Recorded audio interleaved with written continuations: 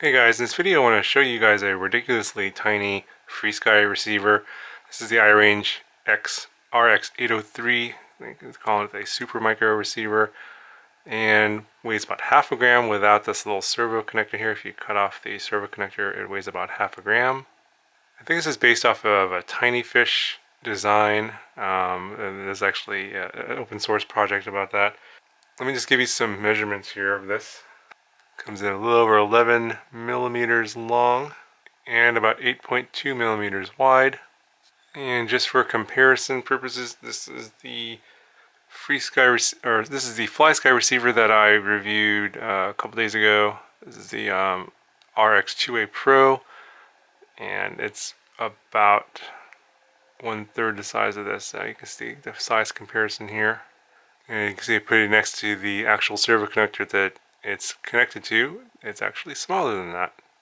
So connecting this to your micro is going to be fairly simple. The yellow is going to be your signal, the green is going to be your power, and the black is ground.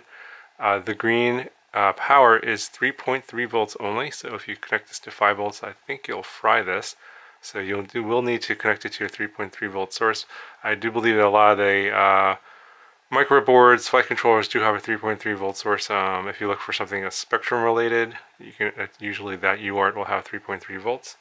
Now to get this bound, it's kind of tricky because it's so tiny. You have to short the ground to the data pad. I think it's this one right here next to this little circle.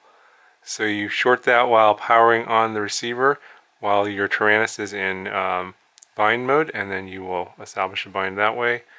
A couple other things. This is a D8 receiver and S-Bus only, no PPM. Just a small side note here, for this receiver to work, you need to set S-Bus inversion to off in your flight controller, and I had a hard time getting this to work because in my flight controller S-Bus inversion was defaulted to on, and the receiver wasn't working. So if you're having that problem where you're not getting anything to work in the receiver, make sure you go into the CLI and set S-Bus inversion to off.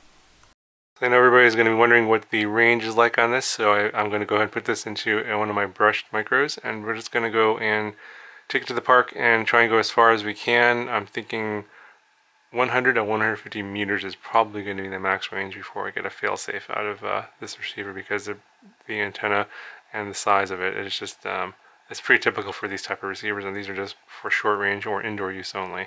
But we'll go ahead and we'll run a range test right now.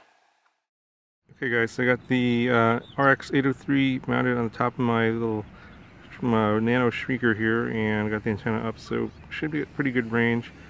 I'm thinking at least 120 meters, which is about the range of this park here.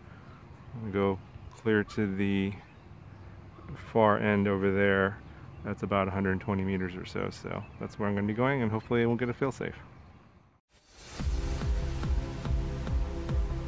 So just head down to that first tree, which is about 120 meters away, and I'm not even getting any RSSI warnings at all. I was expecting to get an RSSI warning from the Taranis and got absolutely nothing, which means I have at least 45% RSSI, and so I come back, and then I decide to head back to the further tree, which is 130 meters away, just to see if I can get an RSSI warning before I turn around. And by the way, if you guys love Jello, use these DYS props. They're great for Jello. That's why I'm getting a lot of Jello in the video. If you're wondering why, DYS props are perfect for this kind of Jello.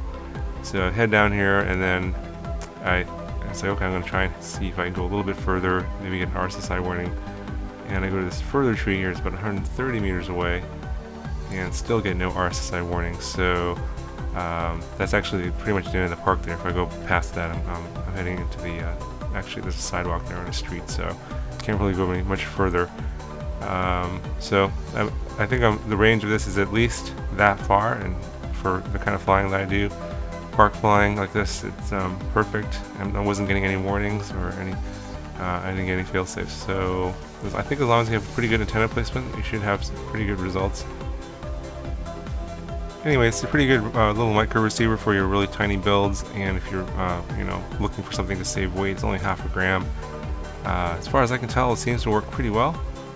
Put a link in the description if you guys want to check it out. Let me know if you guys have any questions about this, and I'll talk to you guys in the next video.